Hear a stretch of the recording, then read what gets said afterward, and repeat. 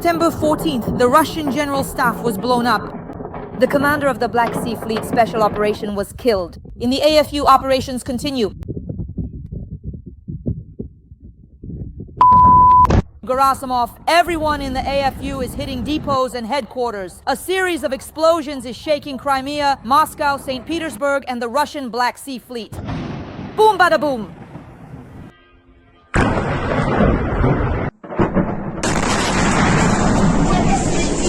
A powerful detonation. The headquarters where Russian FSB officers are based was blown up.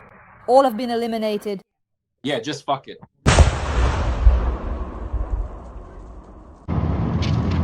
Right in the face, can you imagine? Oil refineries are burning, railway junctions and unique satellite equipment have been destroyed. The AFU is striking the Black Sea Fleet, destroying boats. There is also information that the GUR may have eliminated the Vice Admiral of the Black Sea Fleet. Ah, this is what you love. Breaking news, friends. Sensational news: an FSB officer was blown up in Moscow. The head of the FSB was eliminated in Moscow, a new special operation by the intelligence services. More and more, they should have moved the car away over there. Ukrainian intelligence agencies are carrying out brilliant special operations to eliminate top Russian military officials. The first deputy has been eliminated. The first deputy commander of the Russian Black Sea Fleet, Major General Deputy Commander-in-Chief of the Russian Navy, Mikhail Gudkov, in the Kursk region. And the SBU has eliminated the former head of the occupation administration of Luhansk. Goo! Don't goo! Special operations in the ISU are ongoing. Sensational explosions have blown up a car. I have more and more. They should have moved the car away over there. They eliminated the first deputy commander of the Russian Black Sea Fleet. This is possibly a special operation by the SBU and GU. Let's watch for the details. Well, no flagship, no commander. Makes sense. And in the Kursk region, a major general deputy was also eliminated. The commander-in-chief of the Russian Navy, Mikhail Gudkov. A series of special operations by the GUR, SBU, and armed forces continues. A powerful strike was delivered on an ammunition depot near Ganishko. Massive detonation. The former head of the occupation administration of Luhansk has been eliminated. This is the work of the SBU. The so-called former mayor of Luhansk was blown up. We will discuss all of this, the brilliant special operation by the SBU and Swigers, with top analyst Alexander Demchenko right now. Generals have been eliminated. The top military command has been destroyed. Officers, colonels, and so on have been wiped out. The entire leadership of the 8th Combined Arms Army, the Russian army, has been decapitated. There's no one left. I don't know how much more has to happen on the territory of the Russian Federation before they finally get rid of that drunken General Gerasimov for good. I think that, in fact, the 8th Combined Arms Army of the Russian Federation no longer exists. Because, in case anyone doesn't know, the missiles were launched at the targets where the 8th Combined Arms Army of Russia was stationed and quartered. These fools probably thought that Ukraine no longer exists, that there are no more missiles, and that Ukraine itself is gone. They thought there was no way Ukraine would strike that far. But really, what does far even mean if Ukraine has already struck as far as Irkutsk? I don't know how much more has to happen on the territory of the Russian Federation so that they would finally get rid of that drunk General Gerasimov, who just throws his people into the meat grinder in huge numbers. First of all, well, Putin doesn't care. And second, under his watch, Kursk was taken and planes were destroyed. The 41st, the Crimean bridge was blown up, and now they've just gone and wiped out an entire army. The 8th Combined Arms Army of Russia in Donetsk. They kept boasting, all of Luhansk is ours. The whole Luhansk region is ours. They hit the oil refinery in Luhansk region. They struck the railways, the railroad tracks in Donetsk region, to keep them from advancing, to stifle the offensive, to choke it off. Missiles were flying over Crimea, drones were flying too. And now they don't show anything in the public channels, in the Crimean public channels. Just a few whimpers, squeals. Oh, they're coming. Oh, what are we going to do? You shouldn't have gone there in the first place. And you had no business settling there. What the hell did you come there for? To see someone else's land, occupiers. That's it. And the Crimean bridge is always problematic. There's still just a trickle left there. No one comes, no one can leave. They've pickled them, you know? Pickled them. What gets me the most, Dasha, in this whole story? Not that it surprised me. Putin hasn't surprised me for a very long time. But for me, let's put it this way. I have an unpleasant feeling, a bad aftertaste, because I understand that Putin is preparing a series of terrorist attacks. In the coming days and weeks, there will be a large series of terrorist attacks. Did I tell you about the terrorist attacks? There was Bryansk, there was Kursk, there was Voronezh. A huge number of civilians were killed by Putin and the FSB. I'm saying it once again now. It will happen in the coming days and weeks. A series of terrorist attacks all across Russia, most likely in Moscow. Maybe also in other central or important regions, cities of the Russian Federation. What do I mean by that? Well, if you notice, recently something was almost destroyed. Vnukovo Airport. That is, a Russian anti-missile shot down a Ukrainian drone, which wasn't even heading for Vnukovo. It was flying toward military targets. The anti-missile shot down the drone, and the drone fell right into the yard, basically, of the airport, into the area near the airport. People were not evacuated. The carpet plan was in effect, meaning obviously no takeoffs, no landings, all flights were canceled, everything was at a standstill, the information boards weren't working. But thousands of people were left to wait there, stuck on the airport grounds. They aren't being evacuated, nothing is being done with them. The airport is blocked off, everything is closed, the area is sealed, buses aren't running, so they're just stuck there, civilians, Muscovites. So basically they were probably preparing for a strike, the destruction of thousands of people. Right there on the spot, so they could later blame everything on someone else. On Ukraine, but why? Congratulations on the holiday, Putin, which, is called what? A mess, or as we say in Ukrainian, a sraka. They're in deep trouble in Russia. A 40 to 45% increase in rates, if you add up all the federal, regional, and city tariffs, the utility rates. A taxi driver's revolt. Every third taxi driver didn't show up for work. Gazprom is down $1 trillion, bankrupt. And who will pay for it?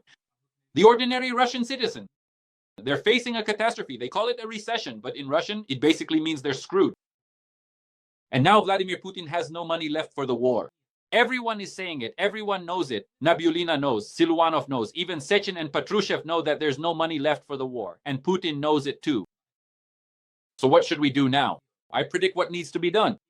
Force escalate. On the one hand, the amounts of Belarus, the direction of the southeast, in order to at least portray some victories, to sell at least something to their plebs. Well, the second thing is, of course, to make it cheaper. Or abolish the contract army in Russia, switching everything to mobilization mode. Mobilization. Why pay this cannon fodder, which will be wiped out here in 3 weeks anyway, and turn into disgusting, occupying, wailing humus for Ukrainian soil? If you can do the same thing without paying them. So now they are preparing mass terrorist attacks, a series of attacks all across Russia. I don't know what will be set on fire. Will it be the Yaroslavsky Central Station or some other station in Russia that burns? Will the State Department store burn? Will there be explosions in the metro? I don't even know what will happen.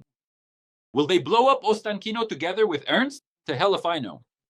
But I understand perfectly well that from Luzhniki to Prechistenka, from Prechistenka to I don't even know where, to Kashirka, absolutely everything will be burning. Because right now Putin needs to escalate, to mobilize the population and throw them in again. He's going all in, that's what he's doing. This is his last desperate push, because there's no money left. Few people notice, but this is important news that just came out. Abramovich suddenly pulled all his money out of Connecticut in America, all his cash. He's now selling off his steel plants. He invested $5 billion there, $5 billion, $5 billion, 200. That's the minimum estimated value. He's selling it for $50 million right now. Attention, so what happened? I'll explain what happened. Putin was clearly given a signal that there would be sanctions. Patrushev or whoever it was flew to Washington and talked to Trump's people. They were told to get their money out because soon they'd be hit on the hands, the legs, and the cheeks. And Putin told his wallet, the one who keeps his money, Abramovich, Roma, get the money out immediately. Immediately. Whatever you manage to get out is yours. Take it. Roma arranged for a $50 million advance and $450 million in severance over the coming months. Whether Roma will manage to formalize it or not is unclear. That's a 95% loss on just one business. The entire Ivraz group is moving to Moscow. Putin is locking Abramovich up in Russia. Abramovich is finished. Putin's wallet has simply died. That's the important news, Dasha. So Putin has problems both inside Russia and outside of it. And now Putin has to escalate and push things forward. That's why there will be bombings. He's already carrying them out. Every few days, there's a massive bombing of Ukraine. He's setting anti-records. about 500 drones, 60 missiles, and so on. That happened recently. Again, today it's Zaporizhia, Odessa. It's unclear what will happen next, but there will be bombings, there will be terrorist attacks, and there will be sabotage. And that's what Putin is going to do now. Will he do this on a massive scale? Vladimir Putin, just watch. That's my prediction for you. You often ask at the end of the program, what's the forecast? That's the forecast, terrorist attacks. In the coming days and weeks, terrorist attacks. And everything will burn. A man who was capable of destroying buildings with ordinary civilians inside, who could blow up and terrorize the Moscow metro 4 times, who could simply take action like that. And just like that, destroy a neighboring country. He is capable of anything. Someone who was ready to destroy a train with civilians in the Bryansk region, he is ready to do anything now. He has no other option. He will now start throwing off ballast. For him, Russians are the ballast. Dasha, you've raised a very important topic. Friends, please like this video. Our format is Dasha plus Dasha, Dasha plus Dasha. Every week we work on my YouTube channel. Thank you for 700,000. We've reached this milestone. We are very grateful to you. Friends, write in the comments what you think about this. Like the video, and write where you're watching from. I always read where you're watching us from. Even if it's just symbolically in support of Ukraine. Dasha, so Yermak came out and said that the Sapsan is entering serial production as a ballistic missile. Now we've seen how the missiles flew to Crimea, missiles flew to Donetsk, to Luhansk. And what will happen next? Will missiles fly to Moscow and St. Petersburg, to military targets? Yes, everything will fly, that's clear. That's what's coming next. I'm concerned about completely different things. That the Sapsan will fly and the Neptune, yes, will fly, and other missiles that are being developed now. Do you think only the Barakat is being developed? There are already different modifications. Hundreds of missiles have long been developed and are being prepared, stockpiled for strikes. You see, this is what distinguishes the current situation. The situation from yesterday to today, from the previous ones. Let me explain. It's not just drones that have been launched, but missiles as well, and a massive number of missiles at that. That means they are being stockpiled. It means the British, the French, the Europeans are all supplying them. It means the NATO summit made the right decisions. It means Europe has accepted the challenge and Europe will strike back. And Europe, unlike Putin, has the money for this. That's why Putin is whining in Belarus, in Minsk, and declaring that he will scale things back with a welder, I hope. That he will simply start cutting all defense spending. But the reason is just one, and it's simple. As I always say when I finish talking about this, Putin doesn't have money for the war. The climax is approaching. The finale is coming soon, friends. But that's not even the main issue. What worries me in the context of this finalization process? What worries me is that Putin has almost certainly decided to take Belarus under his control, that he is going to use, whether Lukashenko wants it or not, Belarus as a staging ground either for offensive actions against Ukraine, Kyiv-Chernihiv, or for air raids on central Ukraine, Kyiv-Chernihiv, or in the north-central region, or even directly for an attack on the Baltic countries. But we've discussed this with you often. I have another scenario in mind. Do you know which one, Dasha? I think that in the near future, Putin will try to remove Lukashenko. I think that a coup d'etat is coming soon in Belarus. Putin surely has a plan B. He has a plan B, according to which Lukashenko needs to be removed. All the security has been bought off. He has only his own agents. His press secretary, Natalia Eisman, is a KGB agent. Everyone knows this. An agentess. Everyone knows that his Wolfowitz, the secretary of the Security Council, works for the Kremlin. Everyone knows that his prosecutor general works for the Kremlin. He has only one defense minister who is loyal to him, and Viktor Lukashenko's son, who is constantly saving him and keeps his own paratroopers ready in case they try to remove his father again, like they did a few years ago. And it was Vladimir Putin who wanted to remove him during all those protests in 2020.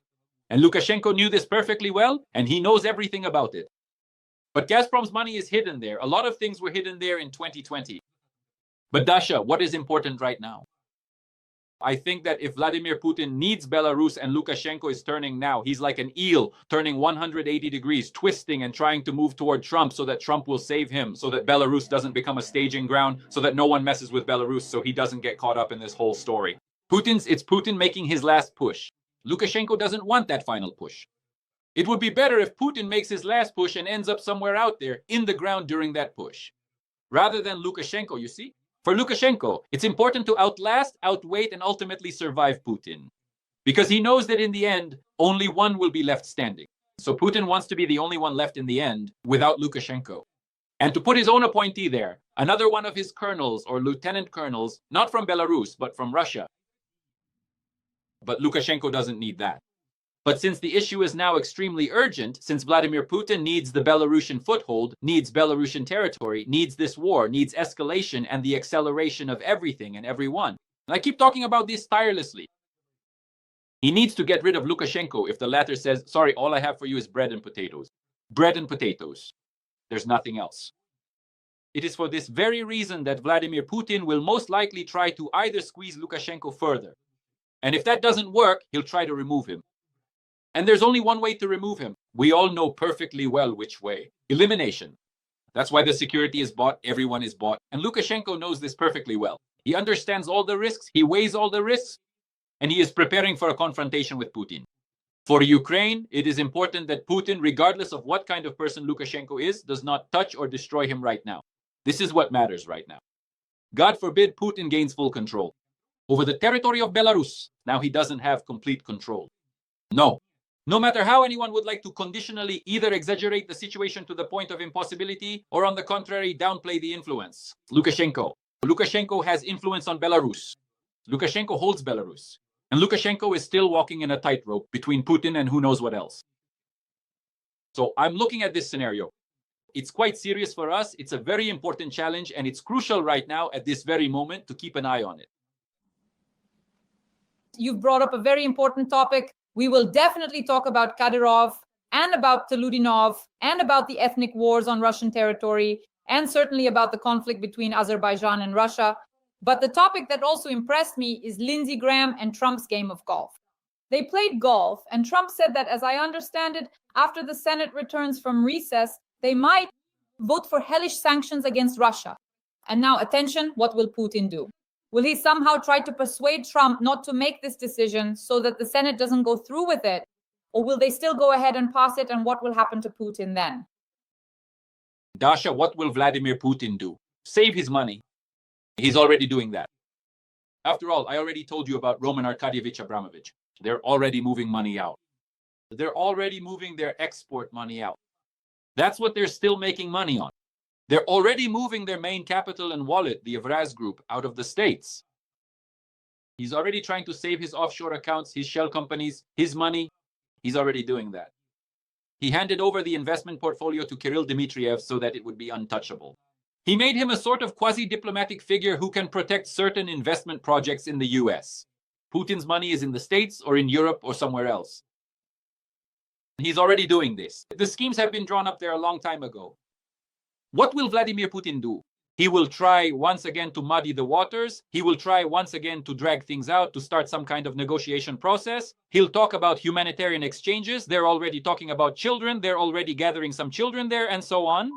But all of that is already happening. But the question is something else. Why do I say some children? Because it's not about handing them over. They're showing children who are currently living in the Donbass, which is occupied, and he's telling them, you're doing the exercise wrong, damn it. Put your hands behind your head. Hands behind your head, he told the children. And Nabiulina and a few other faces are sitting there laughing at Vladimir Putin's jokes. They're laughing because they know that soon they'll be lined up against the wall, hands behind their heads, and that same Putin will have them shot like dogs. Nabiulina senses that things are going to go to hell in Russia. And she knows that everything will be pinned on her. And she knows that a terrible fate awaits her. And that she'll either just be neutralized, disposed of, or, God forbid, even eliminated in the literal sense of the word. That's why Putin is already preparing. They'll try to butter up Trump, to negotiate with him, to talk about a meeting. But listen, Trump can't drag this out anymore. The only thing he's doing, just like with the Iranians, is buying time for preparation. So the Iranians managed to take the missiles and move at least some of them somewhere. Now this guy, instead of missiles, just takes nuclear money in suitcases, only not nuclear ones with a button, puts the money in a bank and transfers it to Russia, to Russia, to Russia. He's only about money and power, nothing else. There's no question of history, of how he'll go down in history. All of that is for the masses. It's chess for idiots even. The question is something else. There's only one question: how to keep power, how to keep the money, how to pass that money on to whoever needs to get it. That's it. Ideally, not to pass it on to anyone at all and live forever. That's it. There's nothing else. There's nothing else. And there will be sanctions. And the sanctions will be tough. But these sanctions would have been much tougher if Putin hadn't had time to prepare. It's one thing when you've moved your money out and it's not at risk. It's another thing when you no longer have any money. And what will you do next? Or what if that money is frozen? This isn't about the $300 billion of Russian gold and foreign currency reserves. Some of it is just floating around Europe. He doesn't care about that money. That's Russian people's money, not his. But this is his money. And the main thing is to make sure this money isn't touched. And now everything is being completely written off. That's what's happening right now. Putin is grabbing money from every possible source. He's just taking it. The problem is he has nowhere to go. He won't be able to fly anywhere. He can't hide the money anywhere except his own bunker. And everyone knows everything about that bunker. The Americans know, Putin's security knows, Patrushev knows, everyone in the world knows. By the way, you mentioned before that American and European intelligence agencies know about all the bunkers and completely monitor Putin's movements. If necessary, they could eliminate him. That's actually a very interesting topic. Of course they could. Yes, of course they know. Moreover, they know what materials the bunkers are made of. They know exactly which building the locks are in, where Vladimir Putin is located. Right now, they know which rooms he has, where the underground passages are, and so on. Iranian engineers, like North Korean ones, differ from Russian engineers. You know how, Dasha? In their professionalism, they can actually go and build bunkers. Properly, some hangars properly, they can make underground corridors and so on. North Korean engineers dig underground tunnels directly towards South Korea, and no one knows about the existence of these. No one knows they exist. But for Putin, everything was done by Russian bungling engineers who just stole the money, didn't build anything properly, didn't secure anything properly, and Putin knows perfectly well what kind of bunker he has. In terms of security, it's no better than his portable toilet. If it explodes, all the crap will just gush out in every direction. Every voice matters. Join our community, support independent journalism and help us bring you the truth from Ukraine. Become a member of Ukraine today. Join us now. And nothing will be left. Yes, it's terrible. I suddenly thought about how you always say that if Iran flares up, if that happens, then the Middle East will flare up and the Caucasus will flare up too. Sasha, what's actually happening right now? Why are certain ethnic and interethnic conflicts starting within Russia itself? Where could this lead? Well, their obsession right now is blaming everything on migrants. There, the head of the Russian Orthodox Church, Kirill, together with Bastrikin, Putin's buddy and classmate from Leningrad, stirred up a mass hysteria. In this mass hysteria, who are the executors? The FSB. And on the ground, it's the cops. It's the police who are the executors. Well, there it's the militia, the ones carrying it out. That's it. Although maybe it's already the police, who knows what they're called in Russia these days. That's not the point. The point is something else. They came, detained someone, started talking about the Safarov brothers. Damn, they put 50 people in Yekaterinburg face down on the ground. Another one of their operations. But at the same time, they just kidnapped people. A bunch of people are missing. It's just unclear where they are right now. At the same time, they killed two. They killed two people. They killed two people. They just tortured them, beat them, tortured them, and so on. In the basement, they killed them, beat them to death. It's unclear how exactly and how long they were beaten or what else was done to them. Now, the bodies have been brought to Baku, to Azerbaijan. 2 bodies. There's hysteria there. They're starting to lash out. Obviously, this is also revenge against Azerbaijan. Oh, so the plane was shot down. We shut down the plane. Are we supposed to apologize too? Who are you for us to apologize to you? Some Caucasians, some Ukrainians, some Belarusians, some Moldovans. We are great. We are Russians. The whole country is in shit, but we are great. And that greatness is God knows where now. And even that was all built by foreigners. Italians, Portuguese, Jews, French, Germans, and so on down the list. But they killed 2 people. What does Aliyev do? He slapped them in the face. He gave Putin and everyone else a loud slap in the face. The plane, they bought their way out of it. But now what can you do? You can't buy your way out anymore. There's no way to buy your way out because now it's all out in the open. This is already the second incident. They captured 2 FSB agents. So what's the real essence of the situation?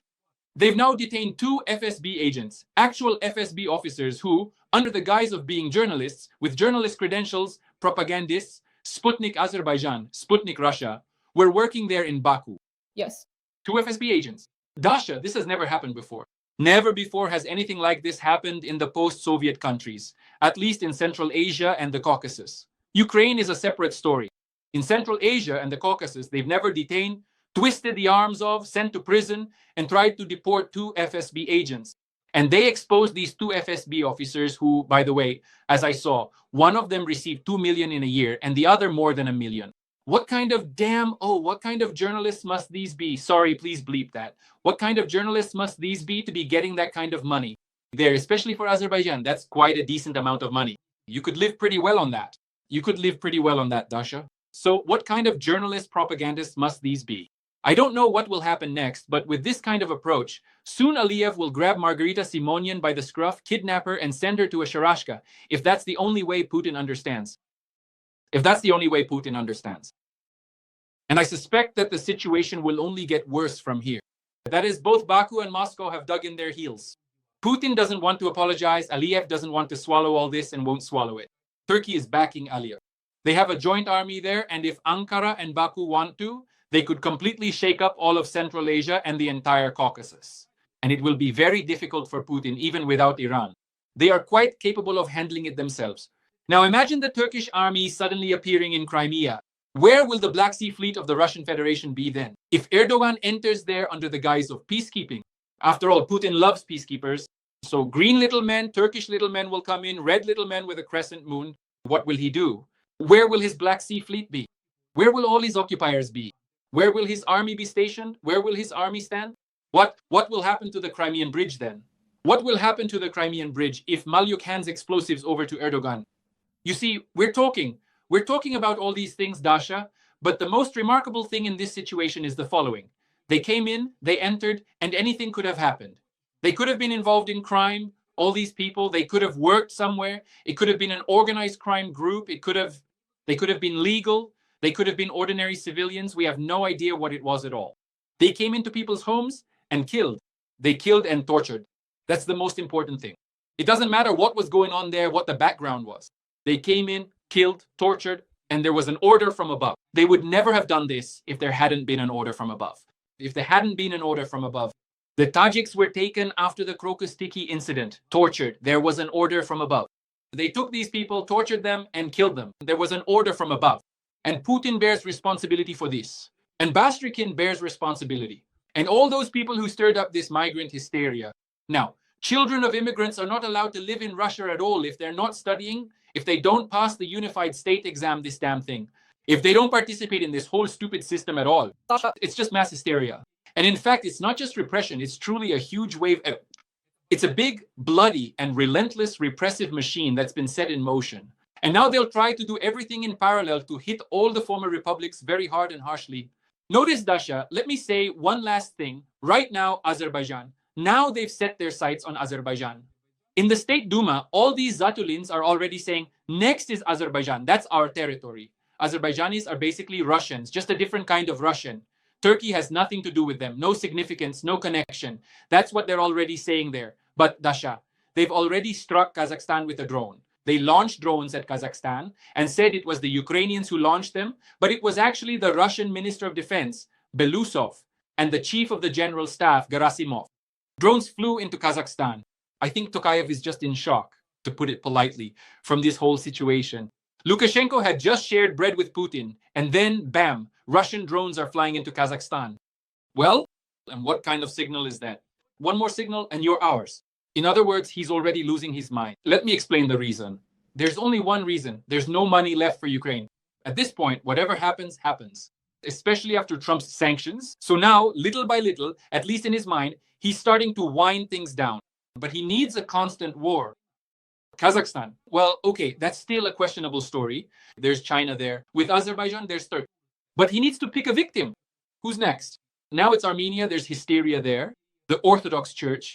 We sent our agent, an oligarch, and you're trying to destroy him there.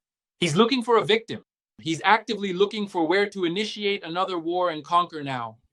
And soon he'll open a second front. I just wanted to add, just as you said, Mardan literally made a statement yesterday that he's packing up a Russian city, and it's time to start the special military operation. Exactly. There you go. They're already preparing for something. They still can't forgive Aliyev for how he slapped them around during the Karabakh situation. They can't forgive Aliyev for the fact that Putin had to ask him for forgiveness. They can't forgive Aliyev for simply turning toward Ukraine. And now imagine, Dasha, we're talking about Turkish troops. Erdogan is pulling everyone out. Azerbaijan and Turkey are two important countries through which all the sanctioned goods pass into Russia. Besides China and Iran, These two countries are the most important. Imagine if they were gone, if they blocked all dual-use goods, civilian goods, and so on. What would Putin be left with? Putin and his aging, crumbling economy, where, as I repeat, today is a holiday, a disaster, a red-letter day on the calendar. What will he do with it? Nothing.